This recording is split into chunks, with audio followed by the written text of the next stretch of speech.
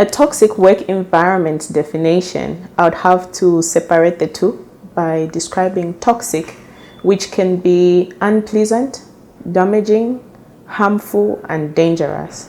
And a work environment is basically a place where day-to-day business and work is conducted. So a workplace becomes toxic when it becomes dangerous, unpleasant, harmful, and generally bad. I think harsh bosses are just insecure people who are dealing with who don't have the emotional intelligence to deal with their issues, and they end up taking it out on their juniors. I think communication is very important, and understanding how to best communicate would save a lot of miscommunications. You have to understand the question that someone has raised with you. For instance, you can take a few steps like listening to somebody open-mindedly, okay? Not listening to defend yourself, but listening to understand them. Find a proper approach of talking to them, because approach matters. Third way is to be respectful as you are talking to someone. There's no need to use harsh words. There's no need to be rude. You can just talk as mature adults, regardless of your position, regardless of your affiliation. A harsh boss is going to play a huge role in demotivating an employee, because your rudeness and your harshness has got the high potential to make an employee feel dissatisfied, demotivated, to feel inferior, like they are not qualified, like their efforts are not important, they are not recognized, and in the long run you just create emotional distress, okay? And you will not get productivity from such an employee, because they feel like whatever effort that they put in is not recognized and is not valued. Having a harsh boss can really damage an employee emotionally and psychologically. And it starts not within the workplace, but it actually extends.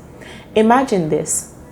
You have had such a long day with your boss reprimanding you, using harsh words, shouting at you and talking to you like you're a little kid, not even recognizing any of your efforts.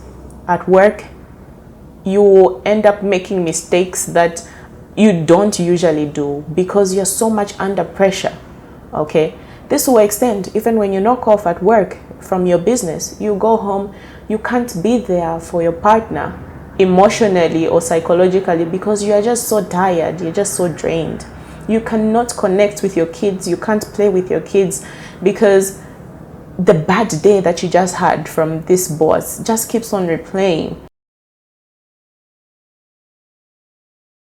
I think we are all responsible as colleagues, as business partners, in putting efforts to creating a suitable working environment for yourself and other people too.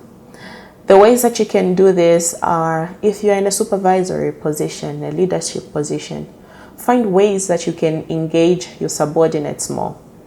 Don't bully them, don't trample on them because they might be younger than you, they're in a lower position than you. That is a bad attitude, okay? The fact is that you are all working there. The goal is just the same. You have to pay the bills. You are all working. Respect each other. Treat each other with respect, okay? Regardless of whether you are in a high position or not. And if you are in a lower position, work hard, do your part, do your job. And if you ever feel aggrieved, find ways to address it, much more polite ways of addressing it. Don't hold it in because it will keep eating you up, and it will, when it blows up, it will blow up. So find better ways of addressing the issue, okay? Practice kindness every day. I'm a serious advocate for kindness. You have no idea what that smile or compliment is going to impact on someone. But if you ever found yourself in a situation where the toxicity in the work environment is affecting you emotionally, psychologically, and you feel like you're in a place where you can't change it, leave. Leave, look for another place, find something else you do, because there is no amount of work, no amount of money that is worth you risking your mental health. Mental health is very important because it affects almost all areas of your life.